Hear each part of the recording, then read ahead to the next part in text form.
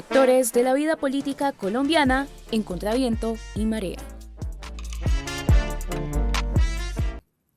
Muy buenos días allá en Colombia y muy buenas tardes acá en Europa. Me encuentro en este momento con mi compañero Álvaro Mejía, que está en Colombia en este momento, y también con el doctor Luis Guillermo Pérez, quien es magistrado del Consejo Nacional Electoral, defensor de derechos humanos, activista y además ahorita es candidato también a el Senado de la República para en las próximas elecciones legislativas de 2026 que se realizarán el próximo 8 de marzo. Con él, pues queremos hacer una especie de radiografía de los hechos que nos dejaron este 2025 en esta despedida de año y pues queremos conocer esas impresiones que tiene sobre estos acontecimientos políticos que se han destacado en Colombia, una cuestión bastante polarizada a nivel político con unas reformas que no pasaron, las reformas propuestas por el gobierno del presidente Petro que no pasaron en el legislativo solamente por el bloqueo de las bancadas liberales y conservadores de derecha. También bloqueos en la conformación del partido Pacto Histórico por parte del Consejo Nacional Electoral con la cuestión de la tardanza de la personalidad jurídica. En fin, cantidad de trabas que se dieron en un ambiente político bastante polarizado y queremos tratar con el doctor Luis Guillermo Pérez estos asuntos que yo sé que tiene una visión propia, un análisis propio de toda esta situación. Y de eso queremos hablar en este contenido. Entonces le doy la bienvenida al doctor Luis Guillermo Pérez. Bienvenido y pues espero de que haya pasado unas felices fiestas en estas Navidades y pues nos aproximamos ya a un fin de año 2025 que nos ha dejado mucho que contar. Bienvenido, doctor Luis Guillermo Pérez. Querido Hugo, querido Álvaro, muy buenos días. Un gran abrazo para ustedes y para toda la audiencia. Bueno, yo creo que este ha sido un año extraordinario, un año muy positivo para el pueblo colombiano, para el gobierno nacional en cuanto al respaldo popular. Y empecemos por las reformas del gobierno. Si bien es cierto, no se aprobó la reforma a la salud, en el Congreso se aprobó la reforma laboral, se aprobó la reforma pensional. Recordemos que la reforma laboral finalmente se aprobó para evitar que se siguiera impulsando la consulta nacional popular, que obligaba finalmente al Congreso a adoptar una ley que garantizara los derechos laborales. Y eso es muy positivo para la población colombiana, para la clase trabajadora del país. También la reforma pensional, que ha tenido obstáculos en la Corte Constitucional. Ya hemos visto que el presidente de la Corte se ha atravesado como una vaca muerta para impedir que se adopte definitivamente la ley, dándole pues la lectura de que está conforme a la Constitución política. E inició todos los procedimientos que ya se conocen para dilatar y dilatar y dilatar. Devolvió la ley al Congreso, finalmente se hicieron modificaciones menores y de nuevo está en el despacho suyo en la Corte Constitucional. Pero luego el presidente de la República decidió que el bono pensional va porque va. Y esa promesa, que es una promesa de campaña, pues se está cumpliendo, ya se está materializando con la entrega del bono pensional de 230,000 pesos a nuestros ancianos y ancianas en todo el país. Y ese es un gran logro de este gobierno. Creo que eso hay que resaltarlo en toda su dimensión. Por otra parte, pues la popularidad del presidente sigue creciendo. Las reformas que han tenido lugar en torno a la educación, en torno también a las Fuerzas Armadas y de policía, también lo que tiene que ver con la defensa de la soberanía nacional, la política internacional del presidente Gustavo Petro Urrego, tiene una proyección, un reconocimiento y una proyección mayor. A Gustavo Petro Urrego se le recordará durante generaciones y tiene una admiración y un cariño no solamente entre los países árabes y entre la población palestina, porque realmente se ha jugado la vida, literalmente hablando, para condenar el genocidio contra la población gazatíe. Y de igual manera, pues la persecución de Donald Trump, que lo llevó a integrarlo a la lista Clinton por estar cuestionando su política exterior y el apoyo de Donald Trump al genocidio contra la población palestina en Gaza. Así que yo hago una lectura muy positiva que se reafirma además con la consulta del 26 de octubre. La consulta es una consulta de naturaleza histórica. Y digo de naturaleza histórica pues porque se abre un precedente que difícilmente se va a cambiar en el futuro, y es que democráticamente y no con lapicero, desde una estructura política, burocrática, de un partido, de un movimiento político, se decía desde la capital quién puede ser candidato al Senado o a la Cámara de Representantes. Y como debería ser también para las elecciones regionales próximas, democráticamente se deben hacer consultas de quiénes deben ser los candidatos a alcaldes, quiénes deben ser los candidatos a gobernadores, a concejales, a diputados. Yo creo que se ha sentado un precedente muy importante de participación popular, de democracia participativa esencial para fortalecer, en este caso, el pacto histórico, la fuerza mayoritaria de Colombia. Y pese a todas las dificultades, el país ha asistido a los ataques reiterados contra la posibilidad de que hubiese consulta en primer lugar y contra la posibilidad de que el pacto histórico existiera. Finalmente, unos días antes, 3 días antes de la inscripción de listas, el Consejo Nacional Electoral reconoció la personería jurídica del pacto en cabeza de 4 partidos: el Polo Democrático, el Partido Comunista, la Unión Patriótica y Progresistas. Queda pendiente la Colombia Humana. El 4 de diciembre se adoptó una resolución en el Consejo Nacional Electoral en la que se acepta la modificación del artículo 72 de los estatutos de la Colombia Humana y se reducen las condiciones que harían pues, más factible que la Colombia Humana pudiese realizar su asamblea y aprobar la fusión, la disolución y la fusión dentro del pacto histórico. Aquí hago un paréntesis porque de lo que he conocido, estoy esperando el texto oficial de esa resolución. De lo que he conocido de esa resolución, la modificación se hizo y fue avalada por el Consejo Nacional Electoral, no cambiando lo que debió haber sido lógico, la I por la O. Recuerden ustedes que la discusión estuvo en que la fusión y la disolución de la Colombia Humana se tendría que aprobar por las 2/3 partes de los delegados a la asamblea y por las 2/3 partes de los integrantes, de los adherentes, de los militantes de la Colombia Humana inscritos ante la organización electoral, que son más de 115.000. Y lo que en su momento dijo el Consejo Nacional Electoral para no aceptar la fusión con el pacto histórico, la Colombia Humana no había convocado las 77.000 personas que tendrían que haber asistido para tomar esa decisión.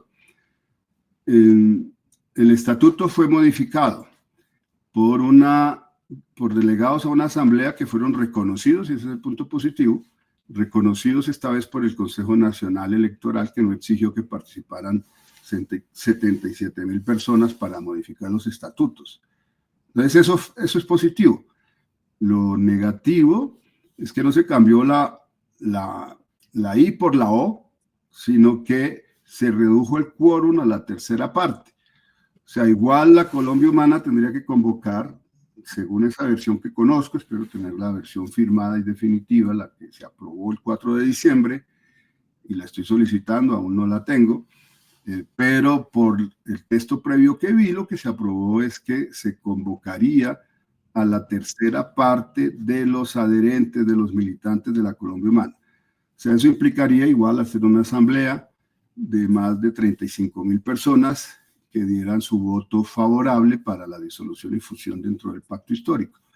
Y eso hubiese sido innecesario si simplemente se hubiera cambiado la I por una O, pero como pues no se nos consultó esa modificación de los estatutos, no se nos llamó a participar, pues no pudimos nosotros dar nuestra opinión sobre el particular. En todo caso, el pacto histórico existe también, además del partido político pacto histórico, como coalición con la Colombia Humana. Está claro cuál es la voluntad de la Colombia Humana, que ha sido el presidente de la República, de que se disuelva dentro del pacto histórico, y nuestra prisa y nuestro afán es que eso pueda materializarse lo antes posible, pues para poder convocar también ese gran congreso fundacional del pacto histórico para elegir allí las directivas definitivas de este nuevo movimiento político. Insisto, es movimiento político pacto histórico. ¿Por qué lo resalto? Porque este es el partido de masas. No es lo mismo un partido político que un movimiento político, y eso es bueno que lo entienda la ciudadanía. Movimiento político es justamente un proceso de participación social muy amplia, de participación de las bases sociales, de los líderes y movimientos sindicales, de los movimientos de mujeres, de los movimientos de pueblos indígenas, afrodescendientes, intelectuales, de la juventud, etcétera. Eso es un movimiento político y no una estructura burocrática donde 9 personas o 18 toman las decisiones en torno al futuro político de la principal organización de masas que ha de garantizar el triunfo en las próximas elecciones. Así que yo soy muy optimista al haber llegado a una votación. Ustedes recuerdan las discusiones que tuvimos cuando la derecha y el establecimiento y los medios decían que primero que no iba a haber consulta, luego que la consulta iba a fracasar. Pues lo cierto es que tuvimos una votación de más de 2.700.000 personas, de las que pudieron votar, porque muchísimos se quedaron sin poder votar. Más de 300.000 personas quisieron ir a las urnas y no pudieron votar.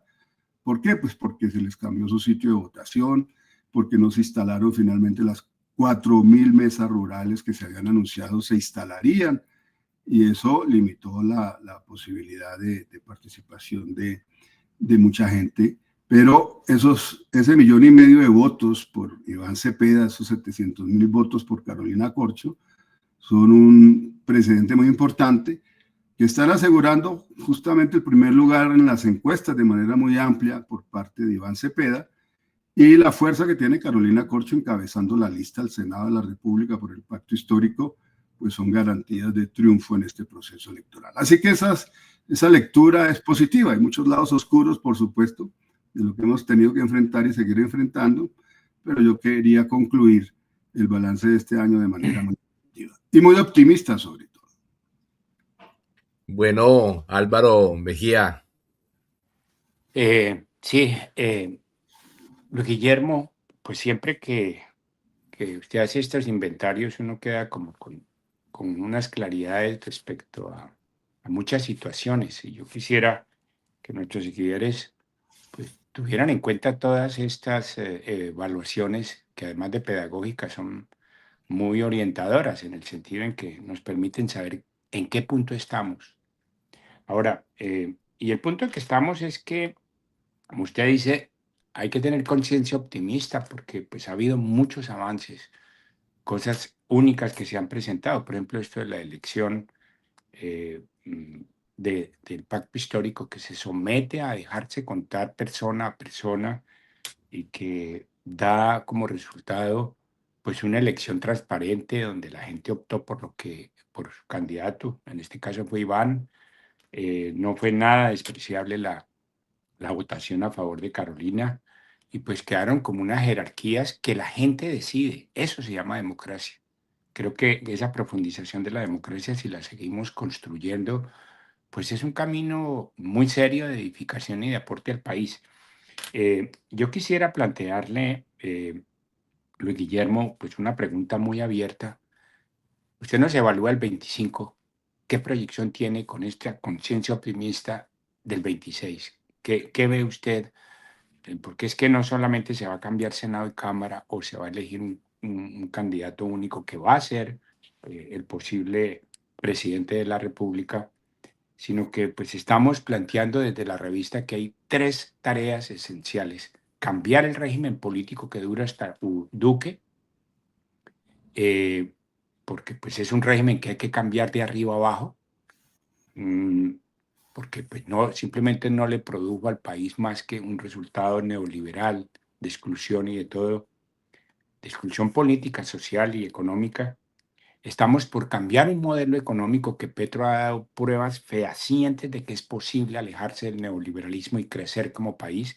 Esto muy pegado al multilateralismo. Hay otros países que nos pueden ofrecer también cosas muy positivas para lo económico y lo político. Y el tercer cambio que se propone hoy, que ya está consignado o por lo menos avanzado en primera etapa, que es el cambio de la Constitución del 91. O sea, son 3 cambios: el cambio de régimen político, el cambio de modelo económico y el cambio de la Constitución. Bueno, apelo a su sabiduría para poder tener un panorama del 26.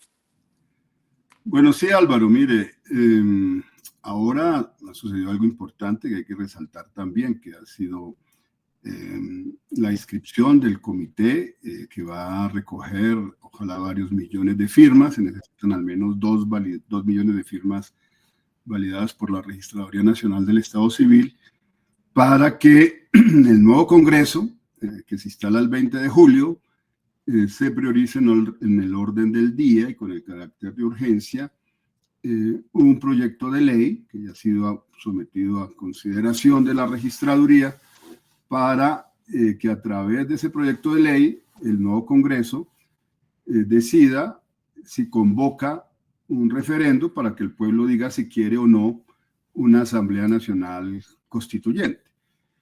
Y eso hay que resaltarlo en toda su importancia. Y te felicito, Álvaro, pues porque tú has estado impulsando ese proceso ya desde hace varios meses, has estado allí metido en la dirección, has hecho ese esfuerzo. Pero hay que aclarar varias cosas sobre eso, pues porque se genera mucha confusión en la opinión pública. La extrema derecha dice que es que Petro se quiere perpetuar en el poder, que va a acabar con el país, bueno, así como dijeron que iba a acabar con la economía, y ha sucedido todo lo contrario. Pero ¿qué es lo cierto en este proceso? Que no habrá una Asamblea Nacional Constituyente en este gobierno, que no es este Congreso el que va a definir si se convoca o no al pueblo a una Asamblea Nacional Constituyente, sino que será el nuevo Congreso. Y para que eso pase, igual podríamos presentar 10, 12, 14 millones de firmas. Pero, ¿qué es lo que dice la Constitución Política? El artículo 376 dice con claridad cómo se modifica la Constitución y dice que la Constitución se modifica a través de una constituyente que debe ser aprobada por las mayorías absolutas del Senado y de la Cámara de Representantes, que además tendrá un control previo antes de que el pueblo se pronuncie de constitucionalidad sobre el procedimiento por parte de la Corte Constitucional. O sea que estamos lejos, hablando en términos de las expectativas que tiene la población de que una Asamblea Nacional Constituyente empezase a funcionar. Pero es importante que se sepa, pues porque sí necesitamos una Asamblea Nacional Constituyente, pero para asegurar la posibilidad de llegar a la Constituyente necesitamos un Congreso Constituyente. ¿Y qué es lo que significa eso? Pues que el pueblo el próximo 8 de marzo vote masivamente por el pacto histórico, que tengamos las mayorías absolutas. En el Senado, 51 senadores. En la Cámara, pues hablamos de 85, 86 representantes a la Cámara, y que podamos efectivamente asegurar ese triunfo en las urnas para tener el Congreso Constituyente. Y al mismo tiempo, pues lograr que Iván Cepeda Castro gane la consulta del 8 de marzo y donde por el momento pues ha anunciado Roy Barreras y Camilo Romero que participarían. Se están invitando a otras personas a que se sumen a esa consulta, que aspiran a ser también candidatos a la presidencia. Y ganando con Iván Cepeda esa consulta, podríamos ganar en primera vuelta. Esa sería la gran apuesta, ganar en primera vuelta el 31 de mayo. Si no lo logramos, tendremos dificultades enormes, teniendo en cuenta que toda la extrema derecha se uniría, y algunos sectores que se llaman de centro, pero ya sabemos que son de derecha, pues terminarían haciéndole el favor al candidato de la derecha que llegase a la segunda vuelta. No la tendríamos fácil para ganar una segunda vuelta. Ahora está el rol de los Estados Unidos, que pesa mucho. Trump ha impuesto en Honduras la victoria, entre comillas, de Nasri Adjura, que es un tipo de extrema derecha del Partido Nacional, del mismo partido de Juan Orlando Hernández, que condenado a 45 años de prisión porque se le comprobó la exportación de cocaína a los Estados Unidos junto con su hermano, terminó siendo indultado por Donald Trump, con el propósito de incidir en ese proceso electoral en Honduras, como de manera descarada ha incidido.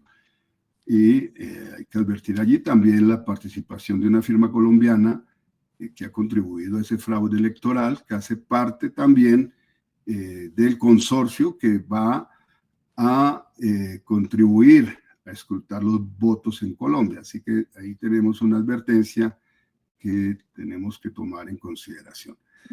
Así que, ¿qué es lo que podemos esperar? Pues obvio, si tenemos un Congreso Constituyente, pues convocaremos una Asamblea Nacional Constituyente y seguramente le pediremos a Gustavo Petro Urrego, desde el Pacto Histórico, que él sea el número 1 en esa lista de asambleístas, y tendríamos amplias mayorías en esa constitución, en esa constituyente, para modificar la Constitución como requerimos. Ahora, es bueno que se sepa pues, que el presidente no es un dictador, ni que el presidente se quiere reelegir. No, el presidente lo que quiere es que los programas de cambio de este gobierno sí se puedan reelegir, y se puedan reelegir a través de Iván Cepeda Castro. Y esa es nuestra apuesta. Recordemos que Iván Cepeda ha sido candidato del Pacto Histórico, también porque el presidente Gustavo Petro se lo solicitó al Pacto Histórico, que lo integraran en la posibilidad de ir a esa consulta del 26 de octubre. Por otro lado, pues al tener un Congreso Constituyente, pues podemos seguir apostándole a cumplir con mandatos constitucionales como los de generar pleno empleo. Eso ha sido una de mis preocupaciones centrales. ¿Cómo se genera pleno empleo? ¿Cómo se reconoce que una sociedad tiene pleno empleo? Cuando el desempleo formal es inferior al 4%. ¿Y eso qué implica? Pues que efectivamente el Estado interviene en sectores importantes de la economía. El Estado planifica, por supuesto que hay que planificar, pero también se estimula el libre mercado y la competencia con la libre empresa.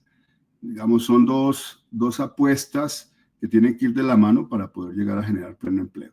La idea es, ¿podremos generar pleno empleo en Colombia? Obviamente que sí. Si hemos logrado en este gobierno, pese a todos los ataques de la derecha, de la extrema derecha, de esa prensa del establecimiento que ataca permanentemente al gobierno, tener una de las economías más estables, no solamente del continente, sino de la OCDE, eso es muy significativo. Así que desde esa perspectiva tendríamos posibilidades de llegar a generar las políticas necesarias para que ningún colombiano o colombiana que esté en edad de trabajar no pueda tener acceso a tener un legítimo ingreso producto de su trabajo. Pero insisto, eso implica reconceptualizar las propias definiciones que tiene la Constitución política sobre el Estado social de derecho, y hacer viable, hacer realmente vivible, exigible ese Estado social de derecho. una persona que puede tener acceso, no a un subsidio, porque los subsidios finalmente no generan dignidad, sino un ingreso producto de su esfuerzo, de su trabajo, pues va a permitir que Colombia avance significativamente en materia económica y por supuesto también en materia social.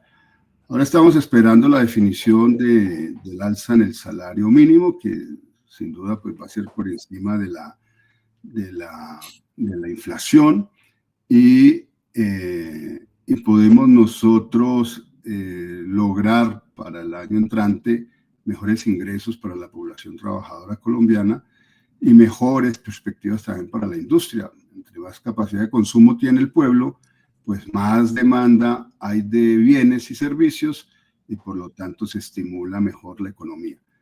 Bueno, sobre esas bases, pues tenemos unos retos enormes y yo sigo insistiendo y es enfrentar la corrupción electoral.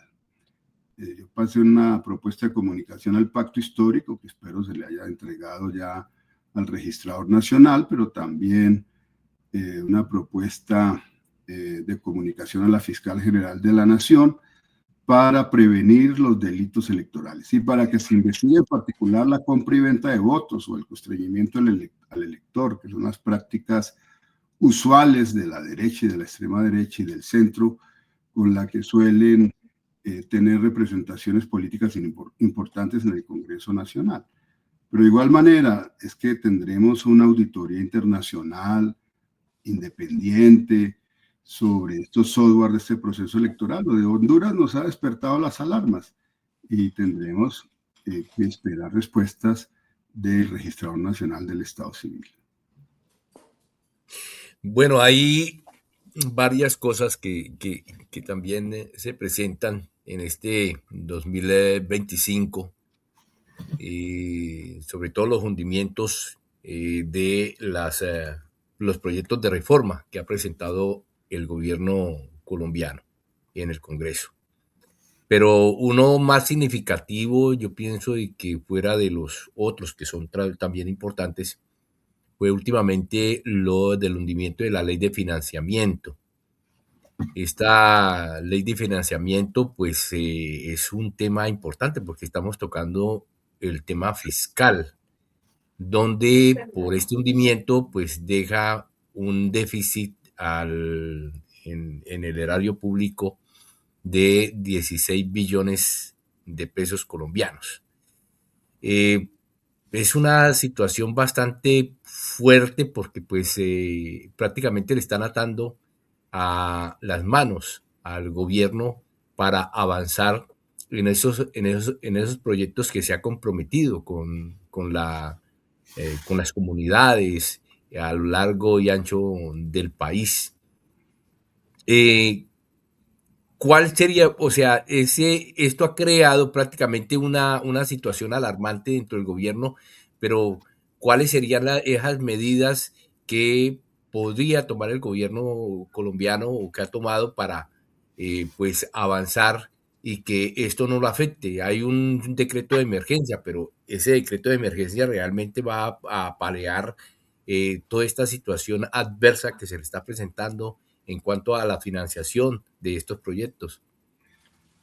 Bueno, sí, Hugo. Efectivamente, el Congreso de la República por segundo año consecutivo hunde el proyecto de ley de financiamiento. Eso no había pasado con ningún otro gobierno desde la Constitución de 1991. Es el primer gobierno que se le niega la posibilidad de garantizar el financiamiento del Estado y un equilibrio fiscal adecuado para cumplir con las responsabilidades que se tienen también en el pago de la deuda externa y cumplir también con las obligaciones internas de gastos que no se pueden disminuir. No se puede disminuir la fuerza pública, sobre todo cuando seguimos sometidos a estados de violencia y de guerra en muchos aparte del territorio nacional. Ahora, pues el gobierno se ha visto obligado a expedir el decreto de la emergencia económica y social y hay muchos cuestionamientos de parte de del establecimiento mismo y de constitucionalistas que dicen que eso es inconstitucional. Y el propio Congreso, el presidente Lidio García ha salido a dar declaraciones y a convocar el Congreso para un control político sobre el decreto de emergencia, etc. A ver, lo cierto es que el artículo 215 de la Constitución Nacional establece que para declarar un estado de emergencia económica y social se requiere de algún hecho sobreviniente que justifique la declaratoria del estado de emergencia económica y social. Ahora, no tenemos nosotros, como son decretos con fuerza de ley, están sometidos a control de la Corte Constitucional y no del Consejo de Estado. Vemos que allí habría un margen mayor, no garantista de que se avalaría este decreto de emergencia del gobierno nacional. Recuerden que ya nos hundieron los decretos de emergencia para La Guajira, que fue terrible en su momento, conociendo las necesidades y las urgencias de atender pues las faltas estructurales que tiene el Estado colombiano en relación con la atención a la población de La Guajira. Y aquí, pues obviamente que la decisión del Congreso, y teniendo en cuenta los precedentes de que a ningún otro gobierno se le han hundido sus leyes de financiamiento del Estado, pues deja con grandes preocupaciones al país. Uno, pues por tener que responder a las obligaciones financieras internacionales. Dos, porque pues hay gastos de los cuales no se pueden limitar ni prescindir del Estado colombiano. No se le puede dejar de pagar a los magistrados, por ejemplo. No le vamos a pagar a los magistrados de las altas cortes. No le vamos a pagar a los congresistas. Oye, pues esas cosas no se pueden hacer. Digamos, esos son gastos que hay que realizar.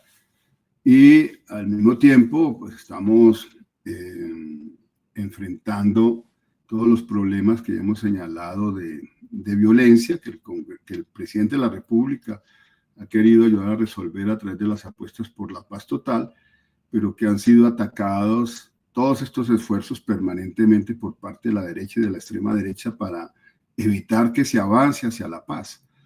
Así que esperemos a ver qué va a resolver la Corte Constitucional. Luego de su receso, pues tendrá que estudiar y definir la constitucionalidad de este Estado, de este decreto extraordinario con fuerza de ley, que lo que busca es que los más ricos del país pues paguen efectivamente impuestos. Yo me preguntaba cómo se puede decir que el país va mal, o que la economía va mal, o que el presidente lleva al país a la quiebra, cuando el sistema financiero, escuchen ustedes, es que las ganancias del sistema financiero son superiores a los 116 billones de pesos este año. 116 billones de pesos. Las ganancias de los banqueros. Por Dios, pues ¿esto qué representa? Pues por un lado que la economía va bien, por supuesto, para que se pueda tener ese margen extraordinario de ganancias. Pero luego las 1000 empresas más grandes de Colombia también han reportado utilidades históricas. Ahora, lo financiero es lo que llama la atención. ¿Por qué no podrían estos grandes banqueros pagar efectivamente un poco más de impuestos o pagar impuestos para garantizar el alivio fiscal del país? Y ahí es donde está pues, el egoísmo, el querer siempre concentrar la riqueza, como ha sido la práctica de décadas, sino de 2 siglos de república, donde el establecimiento ha demostrado su mezquindad. Pero por eso es importante que el pueblo colombiano pues, respalde al presidente de la República. Si se hunde este estado de esta declaratoria de emergencia económica y social, pues sí, nos vamos a ver abocados a dificultades fiscales. Y dificultades que han buscado pues, desde siempre, desde que está este gobierno, para impedir que el gobierno pueda cumplir con todas sus apuestas sociales. Yo creo que el pueblo colombiano tiene claro eso, tiene claro cuál ha sido el rol de este Congreso extorsionista, tiene claro que hay que ganar las elecciones, no es suficiente llevar a Iván Cepeda a la presidencia de la República si no tenemos las mayorías absolutas en el Congreso. Yo creo que esto ya lo sabe el país, ya lo sabe nuestra gente, y hay que movilizarse en consecuencia. Ahora, pues también está la preocupación latente de las agresiones de Donald Trump contra Colombia, contra el presidente, contra Venezuela, contra toda América Latina. Ustedes han visto no solamente cómo intervino en las elecciones de Honduras, también en Chile, que contribuyó también a la victoria de Katz, el hijo de un nazi declarado, con carné de nazi, que acaba de ser electo presidente en segunda vuelta de la República de Chile. Y muchos aspirarían a que en Colombia pase lo mismo, a que Donald Trump venga, invada, agreda, amenace.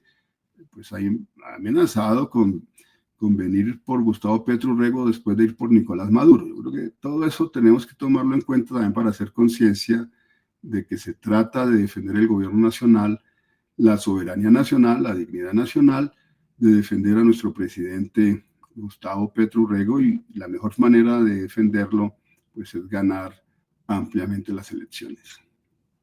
Bueno, antes de pasarle la palabra a mi compañero Álvaro Mejía, pues quisiera pues hacer una pregunta que yo pienso de que muchos colombianos en este momento se están haciendo sobre la cuestión de la convocatoria de una Asamblea Nacional Constituyente. Y es el por qué se tiene que hacer una Asamblea Nacional Constituyente. ¿Cuál es la causa? La Constitución colombiana del 91, pues muchos la hemos defendido a capa y espada por esos valores que se integraron a esta Constitución, y pues volverla a cambiar o a reformar, ¿cuál sería el sentido? Yo pienso que hay que hacer un trabajo bastante pedagógico para que la gente de a pie, los colombianos perdidos, pues valoren el significado de una nueva Asamblea Nacional Constituyente. Yo pienso de que a través de este contenido podemos empezar a aclarar estas incógnitas que hay a través de estas preguntas que pues nos hacen y no sabemos que están allí. Queremos que de pronto se le empiecen a dar respuesta. Bueno, Hugo, sí. Hay 3 factores a tener en cuenta en este análisis. En primer lugar, que el Estado Social de Derecho que se consagró en la Constitución Política de 1991 nació muerto. Y nació muerto porque bajo la vigencia de la Constitución del 91 no hemos podido garantizar la vida en el país, que es el más elemental y principal de todos los derechos, el derecho a la vida. Y recuerden ustedes que las más grandes masacres se perpetraron luego del año 91. Recordemos la masacre de Caloto del 16 de diciembre del 91, apenas la Carta Política del 91 que le reconoció a los pueblos indígenas sus derechos colectivos. Y allí se masacró a 20 indígenas entre policías y paramilitares y narcotraficantes que quisieron apoderarse de la tierra de los indígenas. Y desde entonces una serie de matanzas. De allí se expandió las autodefensas del Magdalena Medio, las autodefensas de Córdoba y Urabá, y luego las Autodefensas Unidas de Colombia, el proyecto paramilitar de las Fuerzas Armadas extendido a todo el país. Entonces esa violencia no la hemos podido superar, aún seguimos sometidos al asesinato progresivo de reincorporados, de líderes sociales en los territorios, pese a que este gobierno tiene un profundo compromiso con los derechos humanos, pese a que las órdenes permanentes son de respetar la vida y las libertades. En los territorios estos factores de poder históricos pues siguen cobrando la vida de personas muy importantes de nuestros liderazgos sociales. Ese es un factor.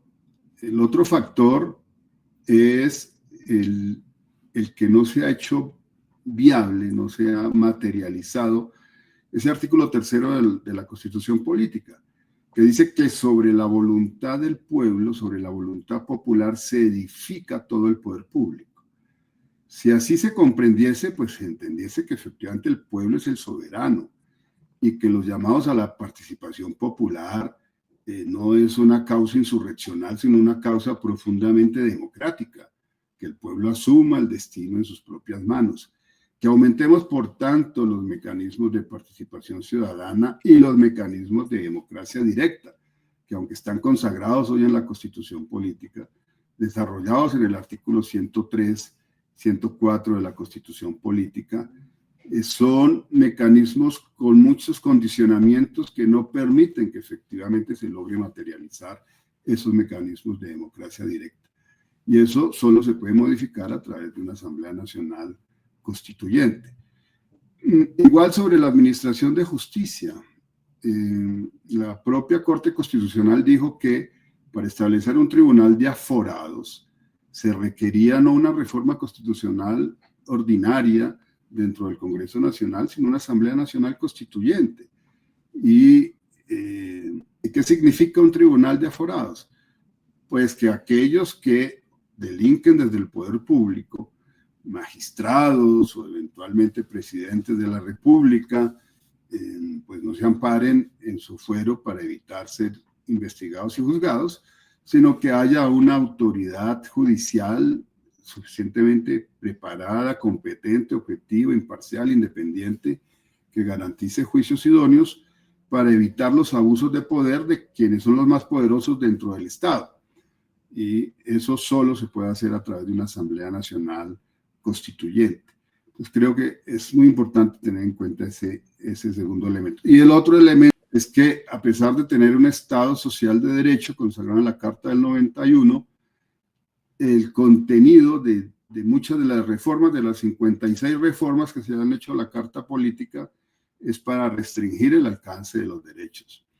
Y lo que se ha intronizado son medidas de carácter neoliberal que limitan la posibilidad, el margen de acción de un gobierno para poder garantizar ese Estado social de derecho.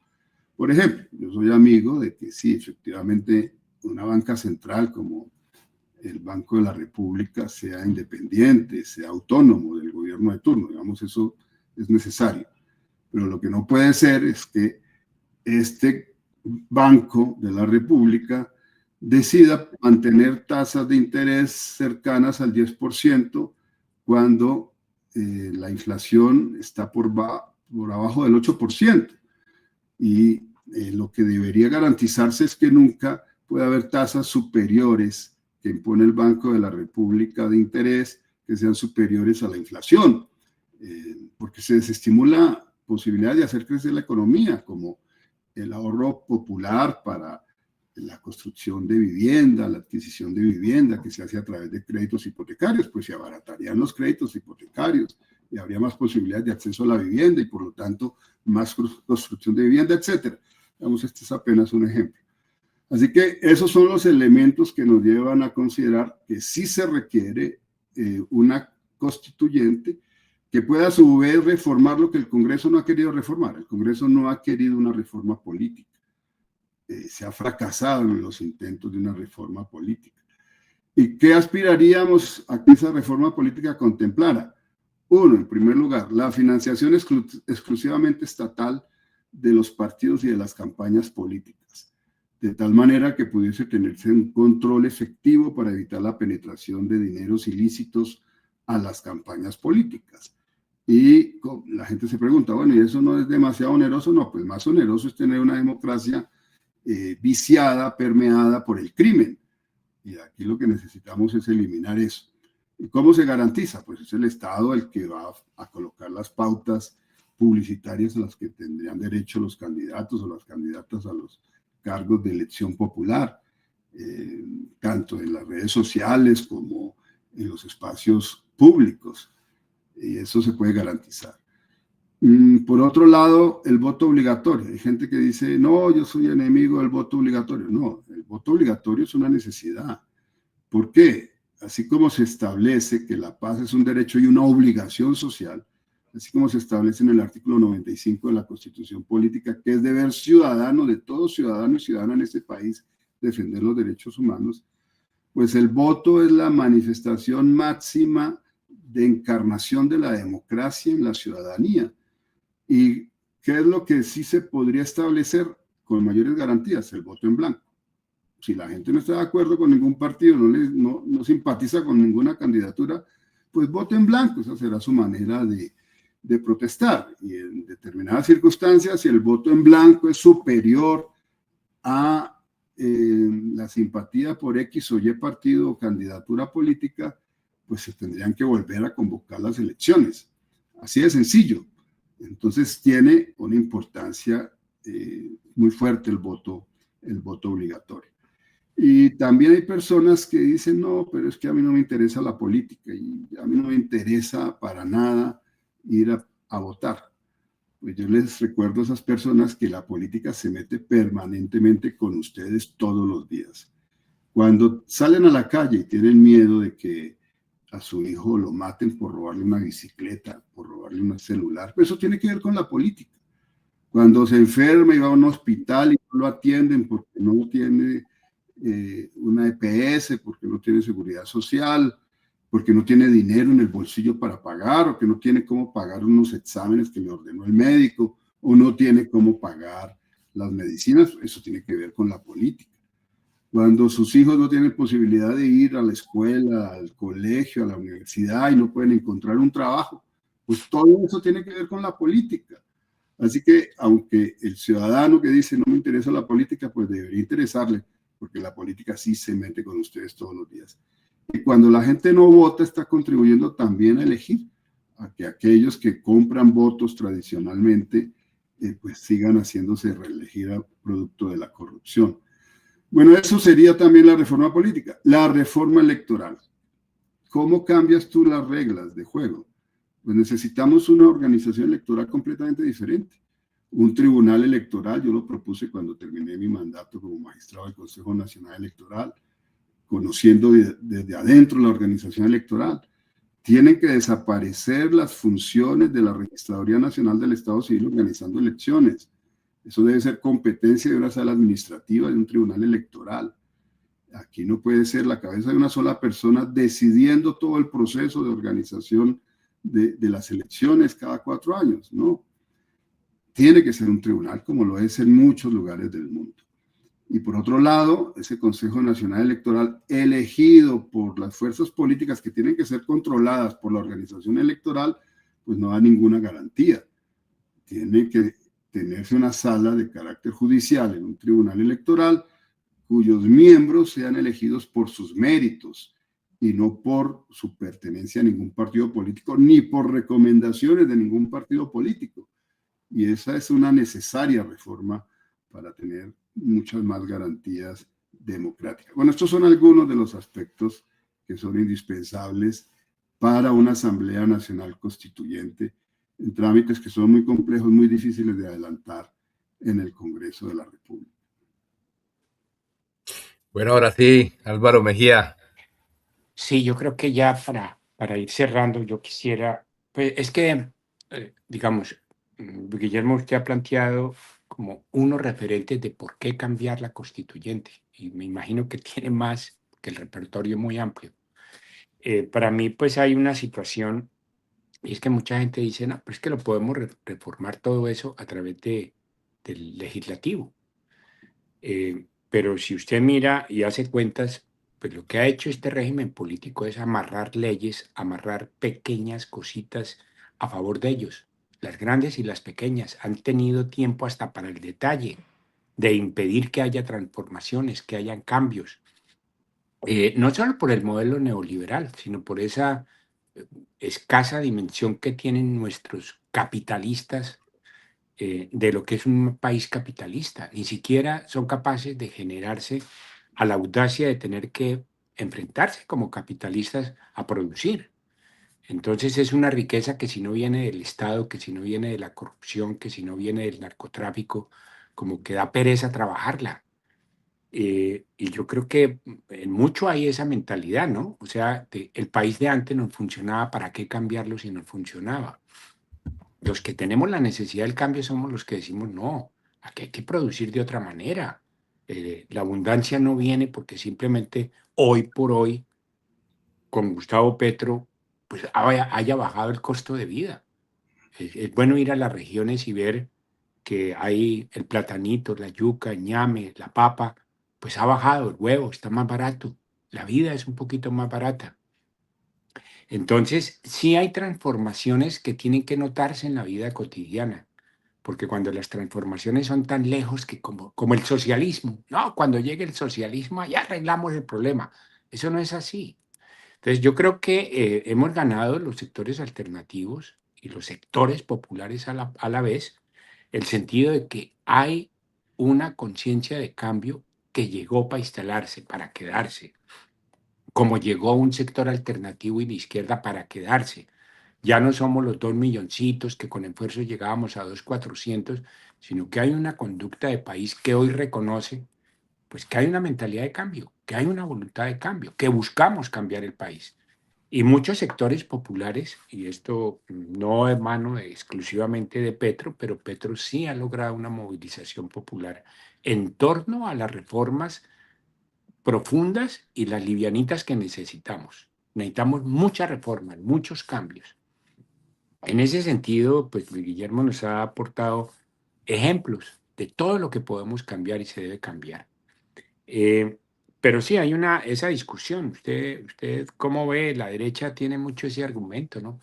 No, eso no es necesario, eso se puede a través del Senado, y va al Senado y Cámara y no reforman nada de lo fundamental. Entonces aquí hay como un choque entre lo que es posible y lo que no es posible. Lo que no es posible es que la vieja clase política tramite sus reformas, incluso favoreciéndolas. Pues porque el sector financiero se llenó de plata, muchos sectores se están llenando con la política de Petro, pero no quieren renunciar al pasado, porque ese pasado es bueno, es próspero para ellos. Entonces, ¿cómo ve usted estas dicotomías, Luis Guillermo? ¿Cómo usted las plantea? Bueno, Álvaro, sí. En primer lugar, efectivamente, el Congreso de la República pues, ha jugado el rol que espera el establecimiento que juegue.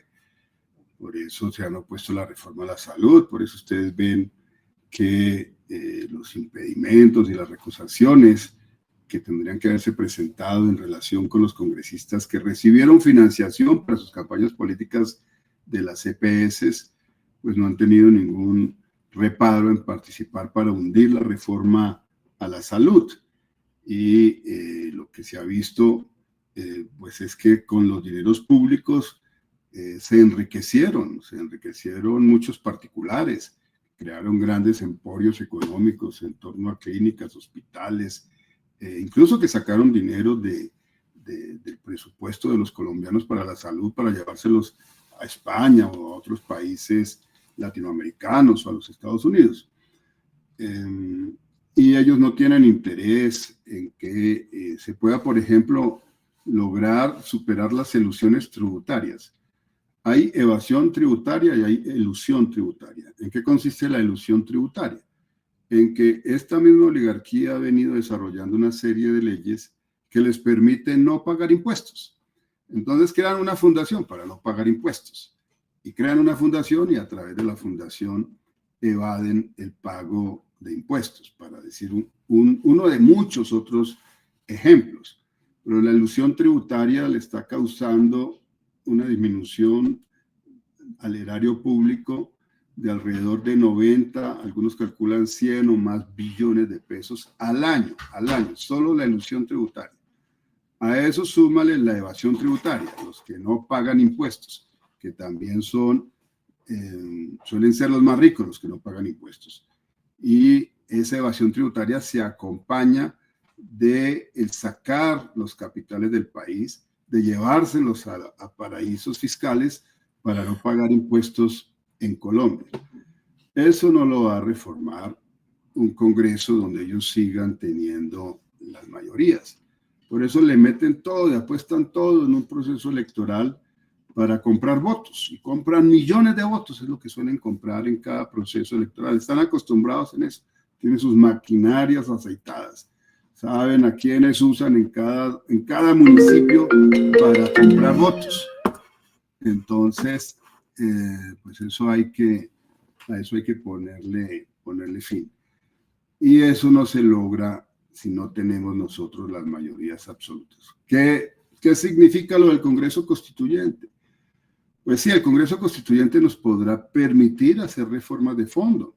Incluso se podría pensar sin necesidad de una Asamblea Nacional Constituyente. Pero ¿por qué si necesitamos la Constituyente? Porque igual en esos procedimientos han establecido plazos tan largos para hacer reformas que tienen que darse en 2 periodos legislativos consecutivos, por ejemplo. Una reforma electoral que no se ha podido dar también por esas condiciones. Entre otras reformas que se establecen plazos y procedimientos extendidos. Y en una reforma que se puede hacer a través de una Asamblea Nacional Constituyente, en el proyecto de ley que se ha sometido a consideración de la Registraduría para la recolección de firmas, se habla de un periodo de 3 meses. Yo creo que son insuficientes 3 meses, pero sí serían necesarios 6 meses. Y 6 meses sin revocar al Congreso, que no lo podría hacer como se hizo en el 91. Eso no se podría hacer. Entonces, hay que trabajar en esa perspectiva. Yo creo que tenemos posibilidades ciertas de lograrlo, de tener ese Congreso Constituyente, pero tenemos que movilizarnos para garantizarlo. Y movilizarlo implica el voz a voz, la puerta a puerta, usar a fondo las redes sociales, que nos permite romper la hegemonía de los medios de comunicación del establecimiento. Tenemos que avanzar hacia allá. Bueno, Luis Guillermo, pues ya para terminar, pues estamos a puertas de terminar el año 2025 y también para empezar un nuevo año. Sabemos de que van a haber muchos desafíos ya dentro de todo este panorama electoral que se avecina en Colombia, pues ya sabemos los desafíos que nos esperan. Pero ¿cuál sería ese mensaje tuyo para todos nuestros oyentes, para todos nuestros seguidores, para toda la gente que va a mirar este contenido para este fin de año y para lo que nos espera en el 2026, perdón? Bueno, Hugo, antes de despedirnos, déjame poderles resumir muy rápidamente a toda la audiencia cómo es el tema, cómo se puede llegar a una Asamblea Nacional Constituyente y cuál es la expectativa de esta recolección de firmas con el comité inscriptor que solicitó a la registraduría el 26 de diciembre ser reconocido. Lo primero, la registraduría en los 15 días siguientes a partir del 26 de diciembre tiene que establecer un formulario donde se va a resumir esa iniciativa de ley y se van a proponer las preguntas que se someterán a la recolección de firmas. Y se le entrega al comité. Y ese comité pues tendrá la responsabilidad de distribuir ese formulario a nivel nacional e internacional para recabar el más amplio número de apoyos. Los mínimos apoyos que se necesitan son de 2 millones. De 2 millones para tener una iniciativa de ley. ¿Cuáles son los textos de ley que permiten esto? La ley 134 del 94, la ley 1757 de 2015, que son las que regulan los mecanismos de participación ciudadana, y los artículos 374, 375, 376 y siguientes de la Carta Política. Ahora, recabados los millones de firmas, hay 6 meses para recoger esos millones de firmas. Se le entregan a la registraduría. La registraduría va a validar 2 millones de firmas mínimo para decidir entonces que esa iniciativa legislativa popular se le puede presentar al Congreso de la República. Ya estaremos en el nuevo Congreso, estaremos en el 20 de julio del año 2026. La registraduría envía a ese Congreso, a ese nuevo Congreso, validadas esas firmas, el texto de propuesta de ley que tendrá que ser inscrito en el orden del día con el carácter de urgencia, que es una facultad que tiene el presidente de la República. E inscritos tendrán que iniciarse el debate tanto en el Senado como en la Cámara de Representantes. Ambas cámaras tendrán que deliberar y tendrán que aprobar por mayoría absoluta. ¿Qué significa la mayoría absoluta? No los miembros que estén presentes en la deliberación de la sesión, sino de los miembros de cada cámara. En este caso, si tenemos 102 senadores, tendría que ser 51 senadores mínimo. Ahora, ¿qué pasa después? Se envía el texto aprobado, la ley aprobada, a la Corte Constitucional para su control, que solo podrá verificar, según el artículo 376 constitucional, si el procedimiento que se usó fue el procedimiento constitucional. Verificado lo anterior, se fija la fecha para convocar al pueblo, a que el pueblo decida si convoca o no convoca una Asamblea Nacional Constituyente. Y a partir de la decisión del pueblo, pues se tendrá luego que convocar la elección para elegir a los constituyentes. Y es allí donde nosotros decimos, tendría un rol preponderante, muy importante para lograr las reformas que se requieren, Gustavo Petro Urrego como expresidente de la República, que podrá encabezar esa lista. Él lo ha dicho, yo quiero encabezar esa lista, la del Pacto Histórico, a la Asamblea Nacional Constituyente. Y esa Asamblea Nacional Constituyente no va a reemplazar la Constitución del 91, Hugo. Como tú decías, la Constitución del 91 tiene muchos méritos, más de 100 artículos consagrados a los derechos humanos, tiene los mecanismos de protección, el habeas data, el habeas corpus, la acción de tutela, la revocatoria del mandato, entre muchos otros elementos que son importantes no solamente para el constitucionalismo colombiano, sino latinoamericano. Ahora, aprobada pues la constituyente, pues vendrá el plazo, si va a funcionar 3 meses como está establecido en el proyecto de ley, o 6 meses como yo propongo, y si soy electo senador en la lista del pacto histórico, pues yo propondré que sean 6 meses, y tendremos esa discusión en ese congreso a partir del 20 de julio del año 2026. Bueno, creo que eso lo deben tener claro. Hay posibilidades de constituir comités de apoyo a favor de la ley que convoque la constituyente, o comités en contra, o comités por la abstención. Eso también se podrán inscribir en ese proceso. Pero por ahora es que se apruebe el formulario y que se empiecen a recoger las firmas. Y mi mensaje final es un mensaje de mucha fuerza, de mucho optimismo. Mire, pese al pánico financiero, que eso es un delito económico que debió haber sido investigado por la Fiscalía General de la Nación, al que han querido someter al país los medios de comunicación del establecimiento, el establecimiento mismo, tenemos una culminación de un gobierno exitoso que supera el 50% en popularidad, como no pasa con ningún otro gobierno en la región, salvo ANLO en México, que permitió la reelección de Claudia Sheinbaum. No sucedió con Xiomara Castro en Honduras, no sucedió con el presidente de Chile, con Boric. Así que tenemos la posibilidad de que efectivamente el presidente de la República tenga una influencia decisiva para conformar las mayorías en el Congreso, como para hacer reelegir este proyecto de cambio. Así que en las manos del pueblo, en sus manos está la posibilidad de esta transformación.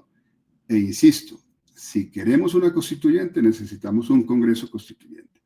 Y organicemos todos los comités del pacto histórico. Yo hago parte de la corriente de Carolina Corcho, de una tendencia dentro del pacto histórico que lidera Carolina Corcho. Yo invito a todos aquellos y aquellas que queremos fortalecer dentro del pacto histórico una tendencia para reivindicar el pacto como movimiento de masas, como movimiento de base, como movimiento del pueblo, a que nos apoyen en esa tendencia histórica del pacto liderada por Carolina Corcho, que se llama Ni un paso atrás. Y les invito a que manifiesten su disponibilidad de hacer parte de esta tendencia para que podamos sumar masivamente esfuerzos también para contribuir a conducir este partido del siglo XXI, que es el partido del pueblo, el partido movimiento Pacto Histórico. Y lo mejor para todas y todos ustedes. felices fiestas de fin de año, que lo disfruten en compañía de los suyos y sobre todo que les traten con el amor que se merecen.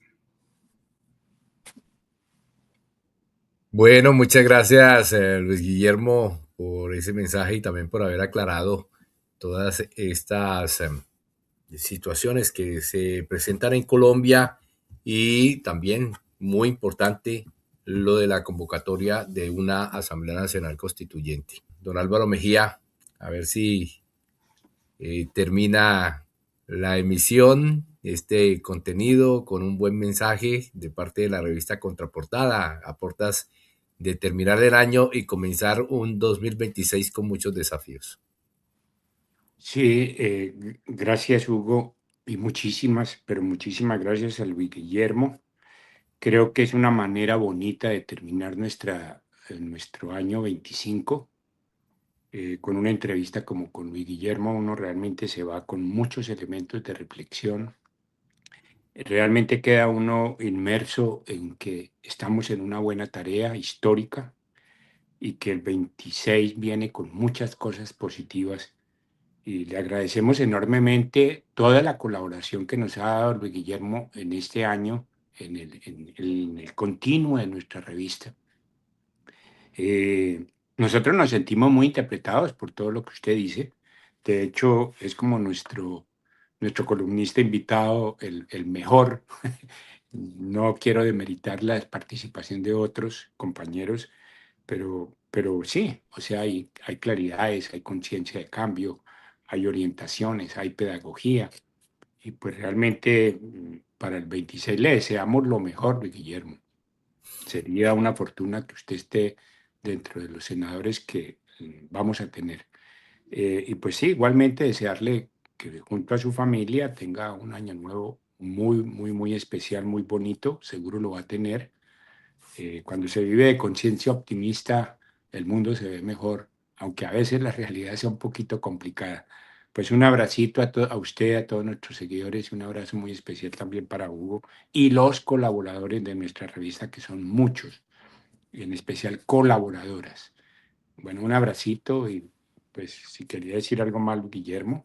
Sería... Bueno, muchas gracias Hugo, muchas gracias Álvaro, muchas gracias a Franci que está también detrás de cámara ayudándonos a realizar estos programas. No desearle la mejor de las suertes a Contraportada y la mejor de las suertes al pueblo colombiano, pero recordándole al pueblo colombiano que la suerte finalmente depende de sí mismo y no de nadie más. Así que vamos adelante, vamos a salir victoriosos en este proceso electoral y vamos a seguir transformando este país para bien de Colombia y de la humanidad. Bueno, muchas gracias Un a Luis abracito. Guillermo, gracias a Álvaro y a ustedes, a todos los seguidores de Contraportada. También muchas gracias por seguirnos, por habernos acompañado durante este 2025 y esperamos que nos sigan acompañando durante 2026 y los años que vienen. A todos ustedes, amigas, amigos, compañeros de trabajo, de labor, tengan un feliz fin de año y también un próspero año 2026. Un gran abrazo para todos ustedes. Se les quiere de corazón. Gracias. Sí, quiere de corazón, amigos míos. Actores de la vida política colombiana en Contraviento y Marea.